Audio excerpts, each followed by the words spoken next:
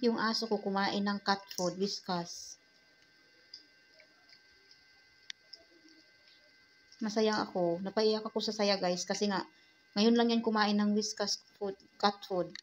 Ayaw niya kumain sa pagkain niya. Mas pinili niya yung cat food. Yung may-ari niyan ng cat food na yan, ayun na. Tapos na siyang kumain. Ayun, sinubukan niyang kumain dito.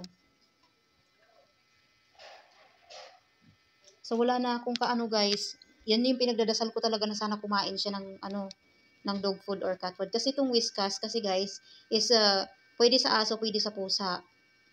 So, kaya ganyan, kumain siya. Sinubukan siguro niya kasi nga, napipil niya, ba't kumain si Bella ng, ganyan pagkain. At na-appreciate ko naman yung alaga ko. Napansin ko, parang nag-iinggit siya na kumakain yung alaga akong pusa ng cat food. Tapos, ayan, gustuhan niya na yung cat food. Maganda na nga to, guys, para hindi na talaga ako mahihirapan. Maiwan ko man sila, bibili na ako ng sinako-sakong pagkain ng dog food or cat food para hindi na ako mahihirapan. Kahit mahal pa yan, bibilihin ko para wala akong ibang iisipin na kumakain siya ng, dalawa na sila na kumakain ng dog food or tsaka cat food. So, hindi na ako mahihirapan kay Clark. Yan yung pinagdadasal ko talaga kay Lord na sana, Lord, sana si Clark kumain ng dog food or cat food. So, bibilihan ko na siya ng dog food. Or else, parang ito na lang din yung papakain ko sa kanya, tuloy-tuloy na. Kasi yun na yung nasimulan niyang kainin eh.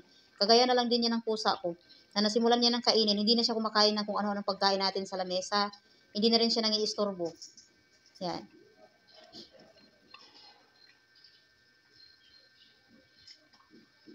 Sobrang saya ko talaga. Pero yung kuko niya, guys, huwag niyo na lang yung pansinin yung kuko. Siya na yung kusa nagpuputol ng sarili niyang kuko, guys. Huwag niyo na lang pansinin or tawanan kasi nga, wala po kahit sino makakapag-ano niyan, kahit ako. Hindi po pwede rin matatakpan yung bibig natin.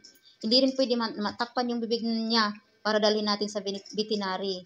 Saka itong aso ko naman, wala siyang, uh, virus or rabies kasi nga, ilang beses niya nang kinagat yung daddy niya.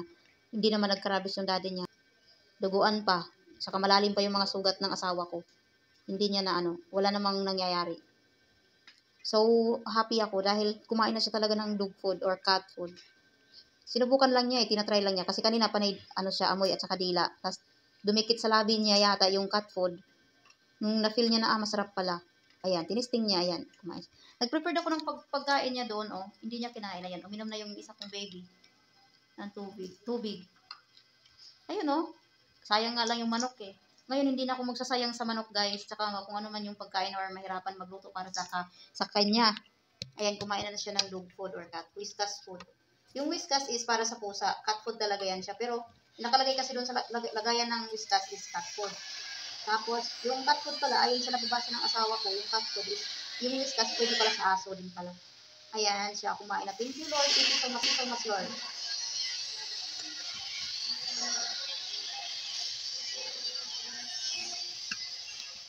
Hayaan muna natin siyang kumain dyan.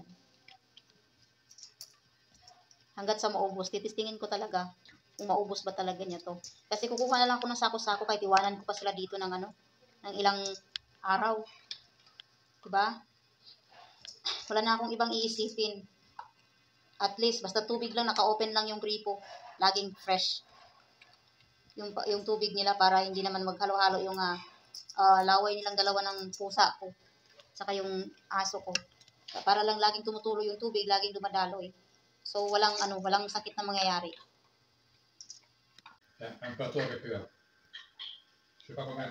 So, ayan na siya, guys. Busog na si Clark. Busog ka na, Clark?